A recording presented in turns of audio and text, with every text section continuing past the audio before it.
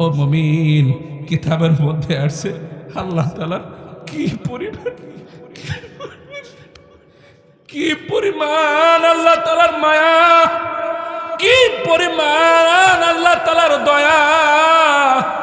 আল্লাহ তাআলা আমার পুরা শরীরটারে আল্লাহ তাআলা ফেরেশতারা দিয়ে আল্লাহ তাআলা বানায় রাখছেন, কিন্তু একটা জায়গার মধ্যে আল্লাহ তাআলা নিজ কুদরতি হাত লাগাইছে, সেইটা হলো আমার চেহারা, আমার নাক, আমার জবান, আমার মুখ, আমার কান, আমার চোখ। আল্লাহ তাআলা তার বড় আদর করে, বড় মায়া করে আল্লাহ তাআলা আমার আপনি বানাইছে। কিন্তু কি এমন আমরা আমল করলাম, কি গুনার কারণে আমার আপনার জীবনটারে ধ্বংস করে দিলাম। সেই মালিকের ডাকে আমি সাড়া দিই না, মসজিদ থেকে আমারে প্রতিদিন 5 ওয়াক্ত নামাজের জন্য ডাকে সাড়া দিই না। আল্লাহ তাআলা কি পরিমাণ আমার দিকে তাকিয়ে থাকে, কত বড় মায়াওয়ালা আল্লাহ।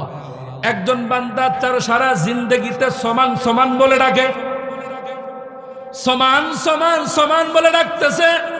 অগ্নি পূজক, মূর্তি পূজক ব্যক্তি মনের ভুলে মুখ ফসকে বাড়া গেছে সমান সমান। আল্লাহ তাআলা বলে লাব্বাইকা সাদাইকা ইয়া আব্দি, এ বান্দা আমি হাজির রে গোলাম। 30টা বছর তুই সমান সমান ডাকছিস, আমারে সমাজ বলে ডাকিস নাই, আমাকে আল্লাহ বলে ডাক দিস নাই। যদিও তুই নিজের ইচ্ছাতে আমাকে সমাজ বলিস নাই, মনের বলে তোর মুখ দ্বারা বাড়াই গেছে। কিন্তু আমি কত বড় দয়াময়, আমি আল্লাহ তোর ওই মুখের দিকে, তোর জমানের দিকেই আমি আল্লাহ তাআলা রহমতের দৃষ্টি দিয়ে তাকিয়ে আছি। আল্লাহু আকবার বলেন। আমার আল্লাহ তাআলা ডাক দেয় বলে, বান্দারে 30টা বছর ধরে তোর জবানের দিকে আমি আল্লাহ তাআলা তাকায় আছি, একটা বারের জন্য যদি আমারে আল্লাহ বলে ডাক দিতি, আমি আল্লাহ ইসা লাব্বাইকা সাদাইকা আব্দি বলে তোর কাছে আমি চলে আসতাম। এ বান্দা আমি চলে আসছি, একটা বারের জন্য যেহেতু আমারে ডাক দিছিস, আয় আয় আমার রহমতের কুলে তুই চলে আয়। কত পরিমাণ আল্লাহ তাআলার মায়া। একটা বারের জন্য আমি ফজরের সময় আমারে ডাকে, তাও আমি যাই নাই। আল্লাহ তাআলা আমার প্রতি নারাজ হয় নাই। আল্লাহ তাআলা ভাবে বান্দা বুঝি জোহরের সময় আমারে ডাক দিবে, জোহরে গেলাম না, আল্লাহ তাআলা নারাজ হয় নাই। আল্লাহ তাআলা ভাবে বান্দা বুঝি আসরের সময় আমারে ডাক দিবে, তাও আমি এত বড় নাফরমান আমি যাই নাই। মাগরিবের সময় আবার আমাকে মসজিদ থেকে ডাকে, এরপরও আমি আল্লাহ তাআলার কাছে গিয়ে হাজিরা দিই নাই, আল্লাহ তাআলা নারাজ হয় নাই। এসব পর্যন্ত আল্লাহ অপেক্ষা করে, এরপরও আমি যাই নাই। কিন্তু কত দয়াময় আমার রব, এরপরও আল্লাহ তাআলা নারাজ হয় নাই। আল্লাহ তাআলা গভীর রাত্র যখন হয়, আল্লাহ তাআলা বান্দার কাছে এসে ডাকে বলে, এ আমার বান্দা কে আছো অভাবী, আমি আল্লাহ তাআলার কাছে চাও, আমি আল্লাহ তাআলা তোমার অভাব পুরা করে দিব। সুবহানাল্লাহ বলো। কে আছো কেল্লাহ গাফেল, अरे आकिल न हो गाफिल, तुझे दुनिया से जाना है, अगर एक दिन तुझे अपने रब को दिखाना है। হাকিমুল উম্মত মুজাদ্দিদে মিল্লাত শাহ আশরাফ আলী থানভী রহমাতুল্লাহ আলাইহি তিনি তার মাকতুবাতের মধ্যে উল্লেখ করে বলেন, আল্লাহ তাআলার এমন একটি বান্দা ছিল, তার সারা দিনের কাম হলো কাফনের কাপড় চুরি করা। কোন এলাকায় যদি কোনো মানুষ, যদি কোনো ছেলে, কত মেয়ে যদি মারা যেত, ওই বান্দা রাতের অন্ধকারে গোরস্থানে গিয়ে ওই মাইয়াদের কাফন গোলা চুরি করাই হলো তার কাম। একদিন দুই দিন নয়, অনেক দিন পর্যন্ত এই খারাপ কাজের মধ্যে লিপ্ত। ও মুমিন, এমন একটা সময় আসছে, আল্লাহ তাআলার ভয় অন্তরের মধ্যে চলে আসছে, চিন্তা চলে আসছে, আমি আল্লাহ তাআলার সামনে কেমনে দাঁড়াবো, কি জবাব দিব। এক পর্যায়ে আল্লাহ তাআলার ভয় যখন অন্তরের মধ্যে গালেব হয়েছে, তার সকল সন্তানদেরকে ডাক দেয়া বলছে, ওসিয়ত করতেছে, বাবারা শোনো, আমি তো অনেক বড় পাপী হে সন্তান, আমি আল্লাহ তাআলার সামনে দাঁড়াতে পারবো না। তবে শোনো, আমি যদি মারা যাই, আমাকে গোরস্থানের মধ্যে আমাকে মাটি দিবা না, দাফন দিবা না। আমি যদি মারা যাই, আমার আগুন দিয়া পোড়াবা, আমার পুরো শরীরটারে ছাই বানাবা। এই আমার এই শরীরে ছাইটাকে দুইটা ভাগ করবা, এক সন্তান এই ছাইটা অর্ধেক ভাগটা বাতাসে ছেড়ে দিবে, আরেক সন্তান আমার দেহের এই ছাইটা পানির মধ্যে মিশ্রিত করে দিবে, নদীর মধ্যে ঢেলে দিবে, যাতে করে আমার অস্তিত্ব যেন আল্লাহ তাআলা যেন না খুঁজে পাই। আচ্ছা বলেন তো, আল্লাহ তাআলার খুঁজে পাওয়ার শক্তি আছে না নাই? বাতাস কার হুকুমে চলে বলেন? পানি কার হুকুমে চলে বলেন? আল্লাহর হুকুমে। কিন্তু আল্লাহ তাআলার প্রতি কি পরিমাণ ভয় চিন্তা করে দেখেন। আল্লাহ তাআলা বাতাসকে আল্লাহ তাআলা নির্দেশ দিয়ে দিলেন, হে বাতাস, তোর মধ্যে আমার এক বান্দার ছাই আছে, সেটা একত্রিত করা হয়েছে। আল্লাহ তাআলা নদীকে নির্দেশ দিলেন, হে নদী, তোর পেটের মধ্যে আমার বান্দার মিশ্রিত আছে, এটা একত্রিত করা হলো। আল্লাহ তাআলা হুকুম দিয়ে দিলেন, মানুষের আকৃতি ধারণ হয়ে গেল, কুন ফায়াকুন। কথা বলেন ঠিক না বেঠে? আল্লাহ তাআলা এখন বান্দাকে ডাক দেয়, বলে, বান্দা, কি ব্যাপার, তুই এমন করলি কেনই বা তোর সন্তানকে উচিতটা করলি? মানুষ তো মারা গেলে, মুমিন তো তার তো দাফন কাফন হয়, তুই কেন তোর শরীরটারে পড়াইলি? আল্লাহ তাআলার বান্দা তখন আল্লাহ তাআলাকে বলে, আল্লাহ, তোমার ভয় আমি এই কামটা করেছি রে মাবুদ। কিসের ভয় রে বান্দা? আয় বান্দা আল্লাহ তাআলাকে কেঁদে কেঁদে বলে, আয় রব্বে কারীম, জীবনে তোমার ইবাদত করি নাই, তোমার হুকুম পালন করি নাই, আয় আল্লাহ দিন মানি নাই, পরবর্তীতে আমার অন্তরের মধ্যে ভয় আসছে, আমি এত বড় একজন নাফরমান, আমার এই চেহারাটা আপনার সামনে কেমনে দাঁড়াবো গো আল্লাহ? ও রব্বে কারীম, আপনার ধরার থেকে বাঁচার জন্য আপনার ভয়ে আমি কামটা করেছি। আল্লাহ তাআলা ডাক দা বলে, বান্দারে, আমার ভয়, এই কাম করার কারণে আমার প্রতি তোর এই পরিমাণ ভয়, এই তাকওয়া, এই ভয়ের কারণে আমি আল্লাহ তাআলা, আমার কাহ্হার, আমার জালাল, আমার রহমত, আমি রহিম, আমি গফুর, আমি মালিক। হে বান্দা, তোর এই আমি রব্বে কারীমের প্রতি এত পরিমাণ যদি তোর অন্তরে ভয়, আমি আল্লাহ তাআলা এই কারণে আমি তোর জিন্দেগির গুনাহ মাফ করে দিলাম। এই পরিমাণ অন্তরের মধ্যে ভয়।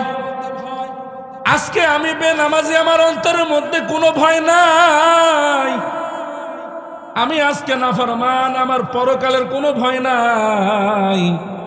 আমি গুনাহ করি, আমার মালিকের কথা আমার কোনো স্মরণ নাই রে মুমিন। ও মুমিন, কিতাবের মধ্যে আসছে, জুলকিফিল নামে একজন জালেম বাদশা ছিল। জুলকিফিল নামে একজন জালেম বাদশা ছিল। ওই জালেম বাদশার কাছে আল্লাহ তাআলা এক বান্দি, এক নারী আসছে কিছু টাকা ধার নেওয়ার জন্য। জালেম বাদশা নারীকে ডাক দেয়, বলে, শুনো শুনো, ও পর্দার আড়ালের মা বোনেরা, এই কথাটা দিলের কান দিয়া শুনেন, কথাটা অন্তরের কান দিয়ে শোনেন রে মা। বান্দি যখন জুলকিফিল নামে জালেম বাদশার কাছে আসছে টাকা ধার নেওয়ার জন্য, জুলকিফিল নামে জালেম বাদশা বলল, আমি তোমাকে 100 খান দিরহাম দিতে পারি, শর্ত হলো আমার সাথে গুনার কাজে লিপ্ত হবে। নাউজুবিল্লাহ বলেন। আল্লাহ তাআলার বান্দি বাদশার কুপ্রস্তাবে রাজি না হয়ে চলে গেছে। কিছুদিন যাইতে না যাইতেই ওই বান্দির এতই তার টাকার প্রয়োজন, তার ওই প্রস্তাবে নিজের ইচ্ছাতে রাজি হয়ে আবার ওই জালেম বাদশার কাছে আসছে। একটা হাদিসের কথা বলতেছি। বাদশা যখন তাকে অন্দরমহলের মধ্যে নিয়ে গেছে, জিনা করবে, মহিলাকে নিচের মধ্যে শুয়ে আছে, বাদশা তার মহিলার গায়ের উপর উঠবে, জিনাতে লিপ্ত হবে। চোখ মিলে তাকায় দেখতেছেন, নারীর চোখ দ্বারা পানি টাস টাস করে পড়তেছে। জুলকিফিল নামে জালেম বাদশা বলতেছে, আল্লাহর বান্দি, কে তোমারে কাদায়? আমি তো তোমাকে জোর করে এখানে আনি নাই, তোমার নিজ ইচ্ছাতেই তো তুমি আসছো, তুমি কেন কান্দো গো বলো? আল্লাহ তাআলার বান্দি আবার হাউমাউ করে কান্দে, আর জালেম বাদশার দিকে দৃষ্টি করে বলে, বাদশা মহোদয়, আমি কান্দি এখন যে গুনাহটা রাতের অন্ধকারে করতে যাচ্ছি গো বাদশা, এই গুনার খবর আমার আল্লাহ ছাড়া কেউ জানবে না, আর আপনি জানবেন। আমি এর জন্য কান্দি, আমি যে গুনাহ করতে যাইতেছি বাদশা, আমার জিন্দগিতে এই ধরনের আর কখনো কোনোদিন আমি নাফরমানি করি নাই। আমি এর জন্য কাঁদি, এই জিনা করার পর যদি আজকে রাত্রিতে যদি আমার ইন্তেকাল হয়ে যায়, আমার এই নাপাক দেহটা নিয়ে আমি আল্লাহ তাআলার সামনে কেমনে দাঁড়াবো গো বাদশা? এই জন্য আমি কান্দি, আমার এই চেহারাটা আল্লাহ তাআলার সামনে নিয়ে কেমনে দাঁড়াবো নাপাক দেহটা? চোখের পানি দেখে জালেম বাদশার মধ্যে আল্লাহ তাআলার ভয় চলে আসছে। সাথে সাথে সেখান থেকে দাঁড়িয়ে গেছে আর বলতেছে, যাও যাও, আমি তোমাকে ক্ষমা করে দিলাম, যেই টাকাটা দিয়েছিলাম এটাও মাফ করে দিলাম। সুবহানাল্লাহ বলেন। আল্লাহর কি কুদরত! ওই রাত্রিতে জুলকিফল নামে জালেম বাদশার ইন্তেকাল হয়ে যায়। তকদীর ইলাহি में नहीं हाथ किसी का, तकदीर इलाही में नहीं हाथ किसी का, ओ हो नहीं जू हो रहे मंजूर खुदा का, ओ हो नहीं जू हो रहे मंजूर खुदा का। আল্লাহু আকবার বলেন। পুরা রাজ্যের মধ্যে এলান হয়ে গেছে, জালেম মারা গেছে, জালেম মারা গেছে। চলো চলো জালেমের চেহারাটা দেখে আসি। আল্লাহর কি কুদরত! আল্লাহ তাআলা গায়বী ভাবে আওয়াজ দিয়ে দিলেন, কদ গফরাল্লাহু লিল কিফিল, এ সাবধান, আমার কিফিলরে তোমরা গালি দিও না রে, গালি দিও না। আমি রব্বে কারিমের কাছে শেষ আমলটা এমন পছন্দ হয়েছে, আমি আল্লাহ তাআলার ভয়ে গুনাহ থেকে বাঁচার কারণে, গুনাহ থেকে বাঁচছে আমি রব্বে কারিমের ভয়ে, কেমনে আমি আল্লাহ তাআলার সামনে দাঁড়াবে? এ খবরদার, আমার এই জুলকিফলে তোমরা গালি দিও না। আমি আল্লাহ তাআলা তার জিন্দগির শেষ আমলটা পছন্দ হওয়ার কারণে আমি আল্লাহ তার পিছনের জিন্দগির গুনাহ মাফ করে দিয়েছি। এই জন্য মোহতারাম, জীবনে কত গুনাহ করলাম, কত নাফরমানি করলাম, আল্লাহ তাআলার ভয় বুঝি দিলে আসে না। আল্লাহ তাআলার ভয়ে বুঝি আমার অন্তর কাঁপে না রে মুমিন। কবে আমার দিল কাঁদবে? জীবনে কত মানুষের জানাজা পড়লাম, পড়াইলাম, জীবনে কত মৃত্যুর সংবাদ আমার কানে আসলো, জীবনে কত মৃত ব্যক্তির বুকের উপর মাটি দিয়ে আসলাম, তাও বুঝি আমার মনের কথা স্মরণ হয় না, তাও বুঝি আমার পরকালের কথা চিন্তা হয় না, তাও বুঝি আমার মৃত্যুর কথা স্মরণ হয় না। কিন্তু চিন্তা করে দেখেন, সারাটা দিন যায় তারপরও মৌতের কথা চিন্তা হয় না। আল্লাহর নবীর কাছে আয়েশা ডাক দে বলে, পয়গম্বর, ও নবী, দুনিয়াতে সব মানুষ তো জিহাদ করতে পারবে না, অনেকেই তো শারীরিকভাবে দুর্বল, অনেকেই তো জিহাদের ময়দানে যেতেও পারবে না। আল্লাহর নবীকে ডাক দে বলে, পয়গম্বর, এমন কি কোনো আমল নাই জিহাদের ময়দানে যাবে না ঠিকই, কিন্তু কিয়ামতের ময়দানে শহীদদের কাতারে দাঁড়াবে? আল্লাহর নবী ডাক দে বলে, আয়েশা রে, আয়েশা, শুনো শুনো শুনো, আমার যদি কোনো উম্মত যদি দিনে কমপক্ষে 20 বার যদি মৃত্যুর কথা স্মরণ করে, আমি নবী বলতেছি সাক্ষী রাখো, কমপক্ষে দিনে যদি 20 বার মৃত্যুর কথা স্মরণ করে, ওই বান্দা যদি মারা যায়, আমি নবী বলতেছি কাল কিয়ামতের ময়দানে ওই বান্দাকে শহীদদের কাতারে আল্লাহ তাআলা উঠাবে। সুবহানাল্লাহ বলেন। এজন্য আমার অন্তর কাঁপে না, মৌতের চিন্তা নাই, মৌতের ফিকির নাই, আল্লাহ তাআলার ভয় নাই। কিন্তু সাহাবীদের ক্ষেত্রে দেখেন, তাদের জীবন আর আমাদের জীবনের মধ্যে কত পার্থক্য রে মুমিন। তারা কি পরিমাণ কান্ত। আল্লাহর নবী বলেন, তোমার মৃত্যুর কথা স্মরণ হয় না, কবরের মধ্যে যাও, মাইয়াতদেরকে দেখো, দাফন দাও, মৃত্যুর কথা স্মরণ হয় না, মৃত ব্যক্তিকে গোসল করাও, তাও মৃত্যুর কথা স্মরণ করো। হযরত ওসমান রাদিয়াল্লাহু তাআলা আনহু এমন একজন সাহাবী, যেই সাহাবী দুনিয়াতে থাকতেই আল্লাহ তাআলা জান্নাতের সার্টিফিকেট আল্লাহ তাআলা দান করছে। আল্লাহু আকবার বলেন। এমন একজন উসমান, যে উসমান আল্লাহ রাসূলুল্লাহ সাল্লাল্লাহু আলাইহি ওয়াসাল্লামের জামাই, আবার খলিফাতুল মুসলিমিন উসমান।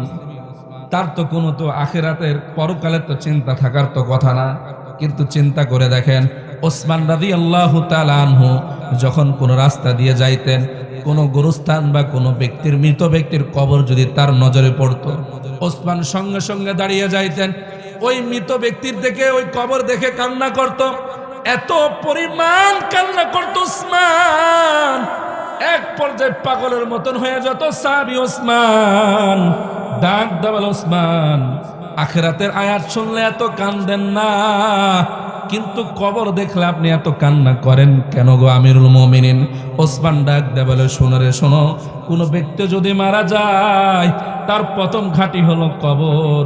যেই কবর প্রতিদিন তাকে ডাকতে থাকে, আনা বাইতুল ওয়াহদা, আমি একাকিত্বের ঘর, খবরদার সেইভাবে আমল নিয়ে আমার কাছে আসবে, তোমার সাথে কেউ থাকবে না। আনা বাইতুত তুরাব, আমি মাটির ঘর, খবরদার ভালো আমল ছাড়া আমার সামনে আইসো না। আনা বাইতুদ দুধ, আমি পোকা মাকড়ের ঘর, যার ঈমান আমল ভালো হবে পোকা মাকড় তাকে কামড়াবে না, তার আরামের সাথে ঘুমাবে, খবরদার ঈমান আমল ভালো নিয়ে আমি কবরের সামনের ভিতরে আইসো। ওসমান ডাক দেয় বলে, শুনো শুনো, একটা মানুষ যদি মারা যায়, প্রথম তার ঠিকানা, প্রথম ধাপ হলো তার কবর। ওই কবরের ঘাঁটি যদি তার ভালো হয়ে যায়, প্রত্যেকটা ঘাঁটি সে পরিত্রাণ পেয়ে যায়। আল্লাহু আকবার বলেন। এর জন্য আখিরাতের চিন্তা করেন, কবরের সামানার চিন্তা করেন। সারাটা জিন্দেগি তো বউ বাচ্চা চিন্তা করলেন, সারাদিন কাম না করলে ঘরে ভাত জুটবে না, ভালোভাবে যদি কাজ না করি, টাকা না জমাইলে সন্তান কেমনে থাকবে চিন্তা করেন, আমার বাড়ি আমার বউ বাচ্চা কেমনে থাকবে চিন্তা করেন। কিন্তু নিজের জন্য কি চিন্তা করলেন? একটু চিন্তা করে দেখেন, এই বউ এই সন্তান আপনার নাজাতের জরিয়া হবে না মনে? আপনি মারা যান, আপনার বাবাও তো মারা গেছে, কয়দিন বাবার জন্য কাঁদছেন? সর্বোচ্চ 1 বছর 5 মাস 6 মাস, এরপরে বাবার কথা মনে হয় না। কথা বলেন ঠিক না বা ঠিক? মনে হয় না। কিন্তু চিন্তা করে দেখেন, আমি তো মারা যাব, আমার জন্য কি করলাম, কি করলাম আমার জন্য? একটু চিন্তা করেন, আমি আমার জন্য কতটুকু আমল বানাইলাম, আমি আমার জন্য কতটুকু আমলটা সুন্দর করলাম। চিন্তা করেন, জীবনে কত গুনাহ করছি, এমনও গুনাহ করছি যে গুনার খবর আল্লাহ তাআলা ছাড়া কেউ জানে না। কথা বলেন ঠিক না বেঠিক? জীবনে এমন অনেক অপরাধ করছি যে অপরাধ আমার মালিক ছাড়া কেউ জানে না। জীবনে এমন নাফরমানি করেছি যে নাফরমানির কথা আমার রব্বে কারীম, আমার আল্লাহ তাআলা ছাড়া কেউ জানে না, কেউ জানে। কিন্তু আমার আল্লাহ তাআলা কত দয়াময়, কত সাগর আলা আমার আল্লাহ, আমার আল্লাহ কত দয়াময়, আমার মালিক। গুনাহ করেছেন, মুখের মধ্যে জোরে জোরে বলা লাগবে না, মনের মধ্যে কল্পনা এনে যদি আল্লাহর কাছে যদি তওবা করেন, আল্লাহ তাআলাকে যদি বলেন, আল্লাহ আমি তো গুনাহ করে ফেলেছি, আমি তো বড় নাফরমান, অন্তরের মধ্যে একটা অনুশোচন তৈরি করেন। আমার আল্লাহ অন্তরের কথা শুনতে পান কি পান না? কথা বলেন, শুনতে পান? আল্লাহ তাআলা হাজির হয়ে যাবে। মুসা নবী আলাইহিস সালাতু ওয়াস সালামের কাছে ওহী আসলো, আল্লাহ তাআলা ওহী প্রেরণ করলেন। মুসা নবীর জামানায় কোনো বৃষ্টি হয় না, আল্লাহ তাআলা বৃষ্টি দেয় না, বহুদিন ধরে কোনো বৃষ্টি নাই। আমাদেরও বাংলাদেশে এমন আছে না নাই? এমন হয়েছিল না একবার? কত নামাজ, ইস্তেসকার নামাজ, ইমাম সাহেবরা হুজুররা পড়তে পড়তে শেষ। কথা বলেন ঠিক না বা ঠিক? তারপরে বৃষ্টি নামাইতে পারছি? এই কথা বলে নামাইতে পারছি? কিন্তু আমাদের আকাবির, আমাদের মুরব্বীদের ইতিহাস শুনেন। হাফিজ হুজুর রহমতুল্লাহ নাম শুনছেন? হ্যাঁ, মেসিক চিনেন? রোনাল্ডো চিনেন? কিন্তু হাফিজ জি হুজুর রহমতুল্লাহ নাম জানে না। হ্যাঁ রে, আমাদের আইডল, একজনের যুবকের আইডল কাকা, মেসি, রোনাল্ডো আছে না নাই? ওই স্টাইলে চুল রাখে, ওই স্টাইলে খায়, ওই স্টাইলে চলে। এরকম আপনাদের হয়তোবা এই গ্রাম অঞ্চলে মনে হয় নাই, কি বলেন, আছে নাকি? এখানেও আছে। সর্বনাশ করছে। তা হাফিজ হুজুর রহমতুল্লাহর কাছে অনেক ব্যক্তিরা আসছে ওই জামানায়, যখন হাফিজ হুজুর রহমতুল্লাহ যখন জীবিত ছিলেন দেশে। আল্লাহওয়ালা মানুষ, মুরব্বী মানুষ। তখন তার কাছে আসছে সরকারি দল, বেসরকারি দল, সব ধরনের মানুষ, সব গ্রুপের মানুষ। হুজুর একটু দোয়া করেন, আসমান থেকে তো আল্লাহ তাআলা বৃষ্টি তো দেয় না। এক সময় এমন হয়েছে না, কোনো বৃষ্টি নাই, অনেক আগের কথা, আমাদের জন্মের আগের কথা বলা যেতে পারে। তখন বৃষ্টি যখন হয় না দোয়া, তখন হাফিজ হুজুর রহমতুল্লাহ বলতেছে, তোমরা এমন সময় আমার কাছে আসলে, ইদানিং আল্লাহ তাআলার সাথে আমার সম্পর্ক খুব একটা ভালো যাচ্ছে না। কি বলতেছে? ইদানিং আল্লাহ তাআলার সাথে আমার সম্পর্ক খুব একটা কি যাচ্ছে না, ভালো যাচ্ছে না। তারপরও কি নাসর বান্দা দাঁড়ায় আছে, হুজুর কি কোন আপনি, আপনি আলেম মানুষ, আপনি বুজুর্গ মানুষ, আপনি যদি এই কথা বলেন, না হুজুর একটু দোয়া করেন। আরে বাবা, আমার সাথে সম্পর্ক আল্লাহর ভালো যাচ্ছে না, আমি যেটা চাই আল্লাহ ওটার বিপরীত করে। আমি যেটা চাই আল্লাহ ওটার আমার কি করে, ওটা বিপরীত করে। না হুজুর আপনি দোয়া করেন। এই তো এরা মনে আমার কথা বিশ্বাস করতেছে না। তোর হাফিজ হুজুর রহমতুল্লাহ আলাই এক খাদেমরে ডাক দিলেন, এদিকে আসো।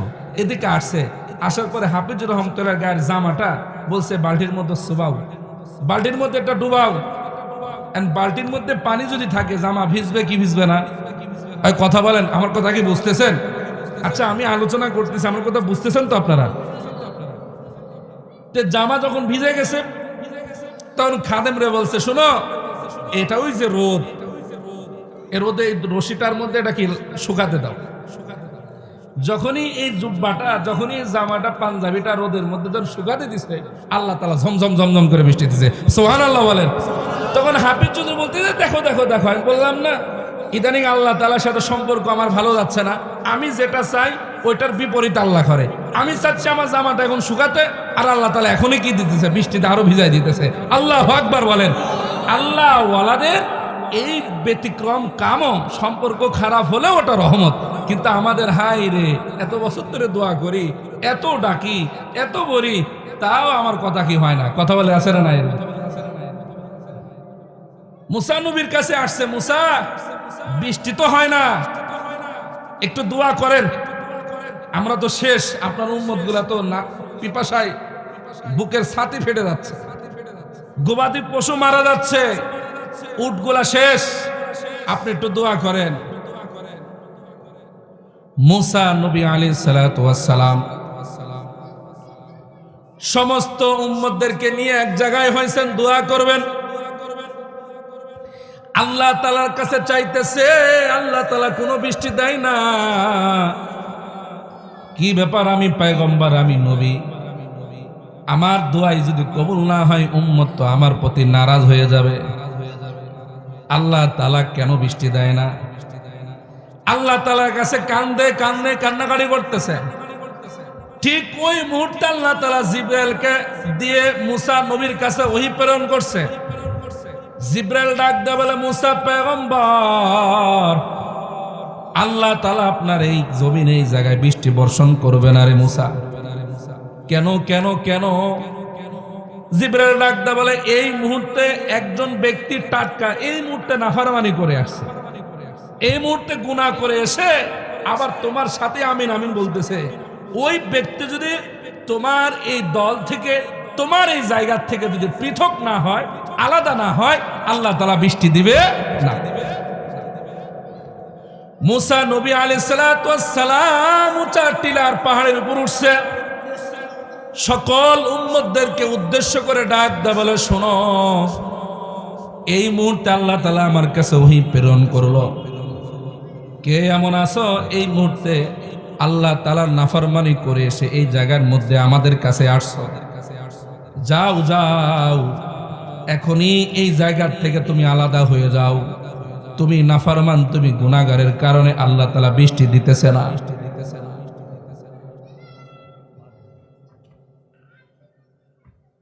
এই সংবাদ শোনার পরে মুসা নবী উঁচা টিলা পাহাড় থেকে নিচে নামার আগেই মনে মনে যেই বান্দা গুনাহ করে আসছে, আহা ভাই কথা বলতেছেন কেন, আশ্চর্য বিষয়।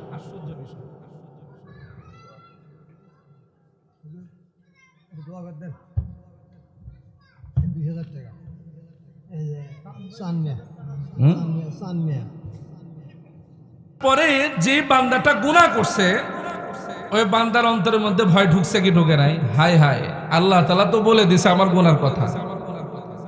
ভিতরের মধ্যে কি আসছে? ভয় চলে আসছে।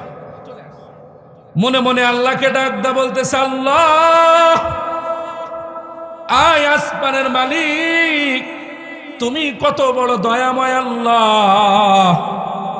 আয় আল্লাহ, এতদিন পর্যন্ত তুমি আমার গুনাহটারে ঢেকে রাখছো গো আল্লাহ। হায় আল্লাহ, কাউরে তুমি বলো নাই। আয় আল্লাহ, আজকে যদি আমার এই গুনার কথাটা যদি উম্মতরা যদি জেনে যায়, আয় আল্লাহ অসংখ্য উম্মতের মাঝে যদি আমার গুনার কথা প্রকাশ করে ফেলো আল্লাহ, আয় আল্লাহ আমি এদের সামনে মুখ তো দেখাতে পারবো না গো আল্লাহ। চোখের পানি ছেড়ে দিয়ে মনে মনে কান্দে, মাথা নিচু করে আর আল্লাহকে ডাক দেয়া বলে, আল্লাহ তাআলা তার চোখের পানি, তার চাওয়াকে আল্লাহ তাআলা পুরা করে ফেলছে। সুবহানাল্লাহ বলেন। মুসা নবী এলান করে তার উম্মতের মাঝে আসার আগেই আল্লাহ তাআলা ঝমঝম করে বৃষ্টি দান করছে। আল্লাহু আকবার বলেন। মুসা নবী আবার তুর পাহাড়ে গিয়ে আল্লাহ তাআলার কাছে কথা কয়, বলে আল্লাহ গো, আমি কালিমুল্লাহ, আমি তো কালিমুল্লাহ আল্লাহ, তুমি আমাকেই বললে এই গুনাহগারের জন্য তুমি বৃষ্টি দিবা না। এই কথা আমি আমার উম্মতের মাঝে বলার পরে আমার উম্মতের কাছে ফিরে আসার আগেই আবার বৃষ্টি দিয়ে দিলাম। আয় আল্লাহ, আমি কালিমুল্লাহরে কেন তুমি আমার উম্মতের মাঝে আল্লাহ 2 নম্বর বানাই দিলা আল্লাহ? আমি তো মিথ্যাবাদী হয়ে গেলাম। আল্লাহ তাআলা তৎক্ষণিকভাবে মুসা নবীরে জানায়া দেয়, হে মুসা, তুমি এলান করার পরে, তুমি উম্মতের মাঝে আসার আগেই আমার ওই বান্দা তার গুনার কথা চিন্তা করে চোখের পানি ছেড়ে দিয়ে আমি আল্লাহ তাআলাকে ডাক দেবেন, আল্লাহ আমি বড় গুনাহগার, আমি গুনাহ করে ফেলেছি গো আল্লাহ। আয় আল্লাহ, আর জিন্দেগিতে কখনো গুনাহ করব না গো আল্লাহ। আমি আল্লাহ তাআলা এই তওবা করার কারণে, তার চোখের পানির কারণে, ওই বান্দার চোখের পানিটা আমি আল্লাহ তাআলার কাছে বড় মঞ্জুর। এই কারণে আমি তার জিন্দেগি গুনাহ মাফ করে সঙ্গে সঙ্গে আসমান থেকে রহমতের বৃষ্টি নাজিল করেছি। আল্লাহু আকবার বলেন। আমার বলা উদ্দেশ্য, মুসলমান ও বাবারা, ও যুবক ভাইয়েরা, বাবারা, আমার জীবনে বহু গুনাহ করেছি, যেই গুনাহ আল্লাহ ছাড়া কেউ জানে না, এমন আছে না নাই? ও পর্দার আড়ালের মা, জীবনে বহু এমন নাফরমানি করেছি, যেই নাফরমানির কথা আমার স্বামী জানে না, যেই নাফরমানির কথা আমার সন্তান জানে না, যেই গুনার কথা সমাজের কোনো ব্যক্তি জানে না, একমাত্র জানেওয়ালা আমার রব। ওই মালিককে যদি অন্তর থেকে ইখলাস দিয়ে যদি একবার যদি ডাকতে পারি, আমার আল্লাহ কত মায়াওয়ালা আল্লাহ। ও একটু মুমিন, একটু চিন্তা করে দেখেন কত মায়াওয়ালা। মুসা নবী আল্লাহকে ডাক দেয়া বলে, আল্লাহ এই দুনিয়ার বুকে সবচেয়ে বড় গুনাহগারের চেহারাটা আমি দেখতে চাই রে আল্লাহ। আল্লাহ তাআলা মুসাকে ডাক দেয়া বলে, মুসা রে, ওই জায়গায় দাঁড়িয়ে থাকো, আমি আল্লাহ তাআলা কিছুক্ষণের মধ্যে গুনাহগারের চেহারাটা দেখাই দিব।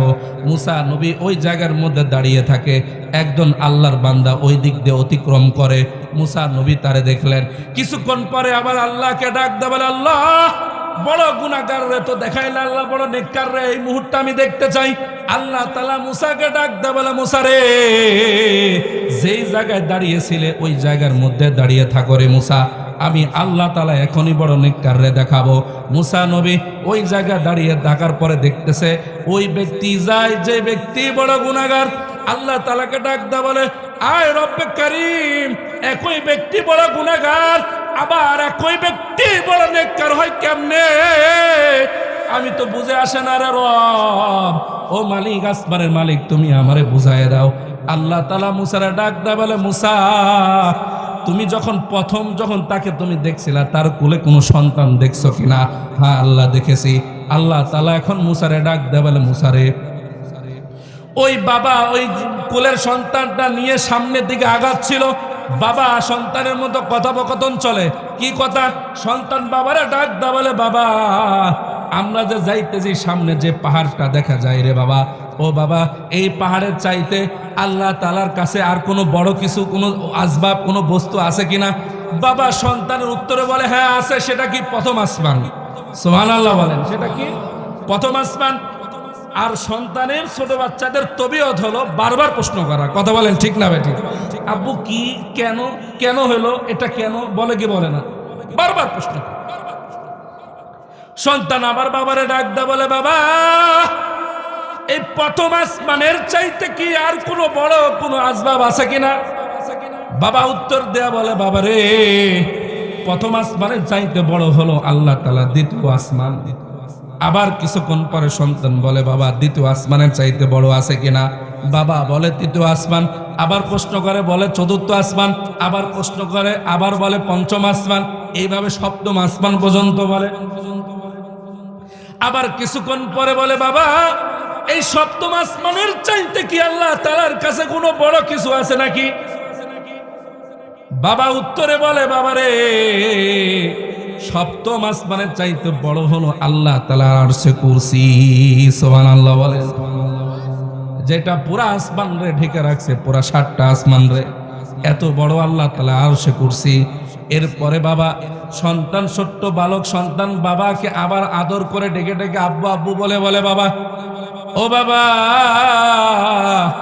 আল্লাহ তাআলার আরশে কুরসির চাইতে কি আর কোনো কিছু কি বড় নাই? এখন বাবার চোখের মধ্যে পানি, দু চোখের পানি ছেড়ে দিয়ে কান্দে, হাউমাউ করে কাঁদে আর বলে বাবা রে আল্লাহ তাআলার আরশে কুরসির চাইতে বড় হলো আমার গুনার পাহাড়। চোখের পানি দেখে কুলের সন্তান হতবাক হয়ে যায়। হায় হায় আমি কি প্রশ্ন করলাম, আমার বাবা কান্দে। কিছুক্ষণ পর সন্তান তো বুঝে না, সন্তান তো অবুঝ, বাবার চোখের পানি হাত দিয়ে মুছে আর বাবারে ডাক দে, বলে বাবারে এই সব আল্লাহ বাবারে তোমার গুনার পাহাড়ের চাইতে গিয়ে আরো কিছু আছে নাকি? বাবা আবার হাউমাউ করে কান্দে আর বলে ও বাবা আমার গুনার পাহাড়ের চাইতে আল্লাহ তাআলা রহমতের পাহাড় বড়। আল্লাহু আকবার বলে। আল্লাহ তাআলা এখন মুসারে ডাক দেয়া, বলে মুসা কালিমুল্লাহ আমার পয়গম্বর শুনো, আমার ওই বান্দা যখন তার গুনার পাহাড়ের চাইতে আমার রহমতের পাহাড় যখন বড় করে বলে ফেলেছে, আমি আল্লাহ তাআলা রহমতের সাগরে জোর চলে আসছে রে মুসা। আমি আল্লাহ তাআলা রহমত, আমি রহিম, আমি রহমান, আমি গফুর। আমার রহমতের সাগরে জোর চলে আসছে, যার কারণে আমি আল্লাহ তাআলা ওই ব্যক্তির গুনাহ মাফ করে দিয়েছি। সুবহানাল্লাহ বলে। মাফ এজন্য আল্লাহ তাআলা মুসাকে ডাক দিল, মুসা এই কারণেই কিছুক্ষণ আগে বান্দা ছিল বড় গুনাহগার, আমি আল্লাহ তাআলা তার জিন্দেগীর গুনাহ মাফ করে দিয়ে আবার ওই বান্দাকেই বড় নেককার বানায় দিয়েছি। আল্লাহু আকবার বলেন। ও যুবক ভাইয়ের আমার, ঘুমের সময় গান না শুনলে তোমার ঘুম আসে না, ঘুমের সময় কানের মধ্যে ইয়ারফোন না থাকলে তোমার ঘুম জমে না।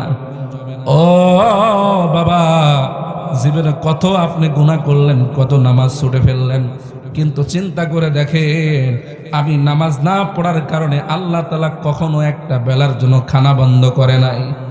আল্লাহ তাআলা কত দয়াময়। ও মা, ও পর্দার আড়ালের বোন, আমি পর্দা মানি না, আমি গুনাহ করি, আমি নাফরমানি করি, এই কারণে একটা বেলার জন্য আল্লাহ তাআলা চোখের দৃষ্টি আল্লাহ তাআলা কেড়ে নেয় নাই। কথা বলে ঠিক না বেঠিক? আল্লাহ তাআলা কেড়ে নেয় নাই। আল্লাহ তাআলা কত দয়াময়, আমার রব কত মায়া করে বাড়াইছে। ও মুমিন, কিতাবের মধ্যে আসছে আল্লাহ তাআলা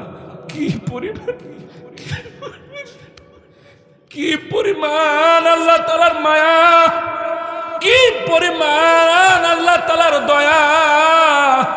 আল্লাহ তাআলা আমার পুরা শরীরটারে আল্লাহ তাআলা ফেরেশতারা দিয়ে আল্লাহ তাআলা বানায় রাখছেন, কিন্তু একটা জায়গার মধ্যে আল্লাহ তাআলা নিজ কুদরতি হাত লাগাইছে, সেইটা হলো আমার চেহারা, আমার নাক, আমার জবান, আমার মুখ, আমার কান, আমার চোখ।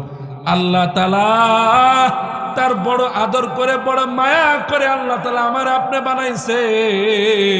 কিন্তু কি এমন আমরা আমল করলাম, কি গুনার কারণে আমার আপনার জীবনটারে ধ্বংস করে দিলাম। সেই মালিকের ডাকে আমি সাড়া দিই না, মসজিদ থেকে আমারে প্রতিদিন 5 ওয়াক্ত নামাজের জন্য ডাকে সাড়া দিই না। আল্লাহ তাআলা কি পরিমাণ আমার দিকে তাকিয়ে থাকে, কত বড় মায়াওয়ালা আল্লাহ। একজন বান্দা তার সারা জিন্দেগিতে সমান সমান বলে ডাকে, সমান সমান সমান বলে ডাকতেছে। অগ্নি পূজক, মূর্তি পূজক ব্যক্তি মনের ভুলে মুখ ফসকে মারা গেছে, সমান সমান।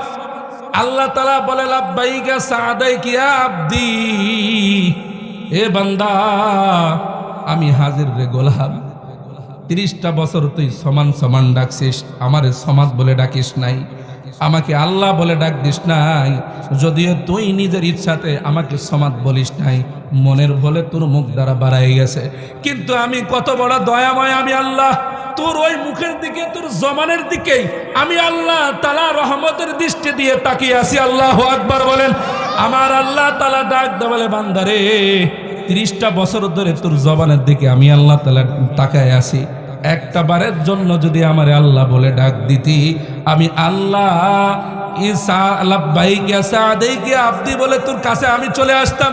এ বান্দা আমি চলে আসছি, একটা বারের জন্য যেহেতু আমারে ডাক দিছিস, আয় আয় আমার রহমতের কুলে তুই চলে আয়। কত পরিমাণ আল্লাহ তাআলার মায়া, একটা বারের জন্য আমি ফজরের সময় আমারে ডাকে, তাও আমি যাই নাই। আল্লাহ তাআলা আমার প্রতি নারাজ হয় নাই। আল্লাহ তাআলা ভাবে বান্দা বুঝি জোহরের সময় আমারে ডাক দিবে, জোহরে গেলাম না, আল্লাহ তাআলা নারাজ হয় নাই। আল্লাহ তাআলা ভাবে বান্দা বুঝি আসরের সময় আমারে ডাক দিবে, তাও আমি এত বড় নাফরমান আমি যাই নাই। মাগরিবের সময় আবার আমাকে মসজিদ থেকে ডাকে, এরপরও আমি আল্লাহ তাআলার কাছে গিয়ে হাজিরা দিই নাই, আল্লাহ তাআলা নারাজ হয় নাই। এসব পর্যন্ত আল্লাহ অপেক্ষা করে, এরপরও আমি যাই নাই। কিন্তু কত দয়াময় আমার রব, এরপরও আল্লাহ তাআলা নারাজ হয় নাই। আল্লাহ তাআলা গভীর রাত্র যখন হয়, আল্লাহ তাআলা বান্দার কাছে এসে ডাকে বলে, এ আমার বান্দা কে আছো অভাবী, আমি আল্লাহ তাআলার কাছে চাও, আমি আল্লাহ তাআলা তোমার অভাব পুরা করে দেব। সুবহানাল্লাহ বলো। কে আছো তোমরা ঋণী, আমি রব্বে কারিমের কাছে বলো, আমি আল্লাহ তাআলা তোমার ঋণগুলো পরিশোধ করে দেব। কে আছো তোমার রিজিক নাই, তুমি অভাবে আছো, আমি রব্বে কারিমের কাছে বলো, আমি আল্লাহ তাআলা তোমার রিজিকের অভাব দূর করে দেব। আমার আল্লাহ এইভাবে প্রত্যেকটা জিনিসের ব্যাপারে ডেকে ডেকে আমাকে ডাকে। কত দয়াময় আমার আল্লাহ। এ বান্দা একটা বার যদি ডাকার মতন যদি আমার রবকে, যদি আমার মালিককে যদি একবার ডাকি, আমার আল্লাহ তাআলা বড় খুশি হয়ে যায়। কিন্তু আমার ডাকার সময় নাই, আমার কামের সময়, আমার ধান লাগানোর সময়, আমার সরিষা লাগানোর সময়, আমার ভুট্টা লাগানোর সময়, আমার সংসারের সময়, আমার ছেলে মেয়ের পিছনে আমার সময় যায়, স্ত্রীর পিছনে আমার সময় যায়, আমি মা স্বামীর পিছনে সময় যায়, আমি মা আমার সন্তানের লালন পালনের পিছনে আমার সময় যায়। কিন্তু কত বড় আমি নাফরমান, আল্লাহ তাআলার কাছে আমার সময় নাই। আজরাইল যখন আসবে তখন আজরাইলও বলবে, এখন আর তোমারও সময় নাই। আজরাইলও বলবে, না এখন তোমারও সময় নাই, একটু সময় দাও না, আর সময় নাই, সময় নাই, আর সময় নাই।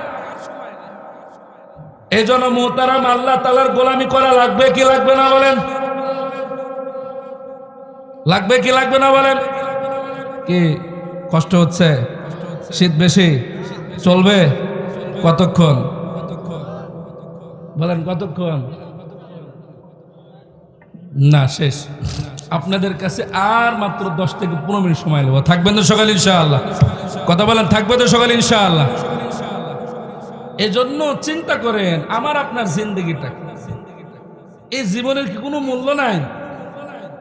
এই দেহটাকে আল্লাহ তাআলা জাহান্নামে কি জ্বালানোর জন্য আল্লাহ বানাইছে? এই কথা বলেন, বানাইছে কিসের জন্য? জান্নাত। সুবহানাল্লাহ বলেন। জান্নাতের জন্য বানাইছে। এই জীবনের একটা মূল্য আছে বাবা। এই জন্য জীবনটা নষ্ট না করা, আমার এই জীবনটা আল্লাহ তাআলার কাজে লাগা। এই জন্য মুহতারাম, আজকে এই মজমা থেকে আপনাদের কাছ থেকে একটা ওয়াদা নিতে চাই, আর জীবনে কখনো কোনোদিন বিনা কারণে আমরা নামাজ ত্যাগ করবো না ইনশাআল্লাহ। কারা কারা তৈরি আছেন ইনশাআল্লাহ? হাত তুলে দেখান। আল্লাহ, হায় আল্লাহ, আয় আল্লাহ, আমি মুসাফির দোয়া আপনি কবুল করেন আল্লাহ। আয় আল্লাহ, এই বান্দাদেরকে আল্লাহ কিছু কথা বলে তাদের দিল উদ্বুদ্ধ করছে, বাকি কবুল করার মালিক একমাত্র আল্লাহ। আল্লাহ আপনি সবাইরে কবুল করেন।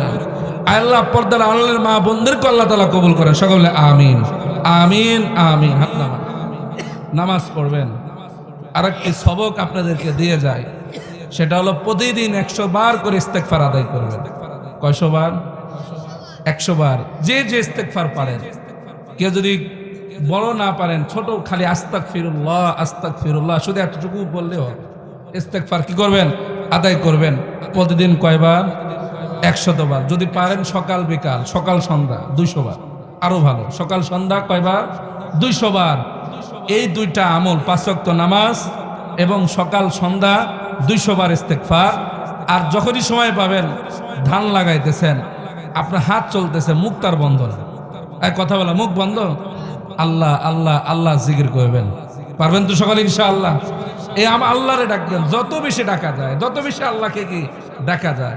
হাদিসের মধ্যে আসছে, যেই বান্দা আল্লাহ তাআলার নামের জিকির করতে করে করে জিহ্বাটারে তরুতাজা রাখবে, কাল কিয়ামতের ময়দানে ওই বান্দা হাসতে হাসতে জান্নাতে প্রবেশ করবে। সুবহানাল্লাহ বলেন। একটু চিন্তা করেন, আমি যদি মারা যাই, আমার দেহটা 3টা অংশে ভাগ হয়। কয় অংশে? 3 অংশে। 3 অংশে ভাগ হয়। একটা হলো রূহ। এই রূহটা ফেরেশতারা নিয়ে যায়। রূহটা যদি ভালো হয় ভালো জায়গায়, আর যদি খারাপ হয় তাহলে কি ওভাবে আমাকে ব্যবহার করে। আর আমি মারা যাওয়ার সাথে সাথে আরেকটা অংশ ভাগ হয়, সেটা লাগে আমার সম্পত্তি। আমার কি সম্পত্তি, ধন সম্পদ, এইটা আমি মারা যাওয়ার সাথে সাথে ছেলে মেয়েদের মাঝে এটা বন্টন হয়। তাহলে আমার সম্পত্তি ছেলে মেয়ে নিয়ে গেল, আমার রূহটা ফেরেশতারা নিয়ে গেল। এখন আর থাকলো কি? দেহ। কথা বলেন, এখন আর থাকলো কি? দেহ। এটা কি করে? জাদুঘরে রাখে না কবরের মধ্যে? কথা বলেন, জাদুঘরে না কবরে? কবরের মধ্যে। তাহলে আমার সবই তো যার যার মধ্যে নিয়ে গেল, আমি কি নিয়ে গেলাম? চিন্তা করেন, আমি কি নিয়ে গেলাম? আমি কি নিয়ে গেলাম? রূহটা ফেরেশতা নিয়ে চলে গেল, দেহটা কবরের মধ্যে নামাই দিল, আমার সম্পত্তি গুলা আমার সন্তানের মাঝে বন্টন হয়ে গেল। তাহলে সব তো যার যার মধ্যে সব তো নিয়ে গেল, আমি কি নিয়ে গেলাম? আমার 80 বছরের জিন্দগি কিছুই পাইলাম না। কি এই জন্য যেটা আমার যেটা থেকে যাবে, যেটার ভাগ কেউ নিতে পারবে না, যেটার ভাগ কেউ নেওয়ার ক্ষমতাও রাখে না, সেটা হলো কি? নেক আমল। সুবহানাল্লাহ বলেন। সেটার নাম কি বলেন? নেক আমল। এই জন্য নেক আমল বেশি বেশি করে করা, সুন্নতের প্রতি পাবন্দ আলা হওয়া। কথা বলছেন, করবেন তো ইনশাআল্লাহ। আর আহলে হক, আলেম ওলামা, আল্লাহ ওয়ালারা যেখানে পান তাদের সোহবতে থাকা, আপনি তাদের সাথে মুসাফা করা, না পারলেও একটু দূর থেকে হলেও তাদের চেহারা গুলাও অথবা একটু দেখা। নাইবা রাসূল, ইন্নাল উলামা ওয়ারাসাতুল আম্বিয়া, আলেম ওলামার হলো নাইবা রাসূলের ওয়ারিস। সুবহানাল্লাহ বলেন। এজন্য এই কাজগুলা করবো তো সকালে ইনশাআল্লাহ।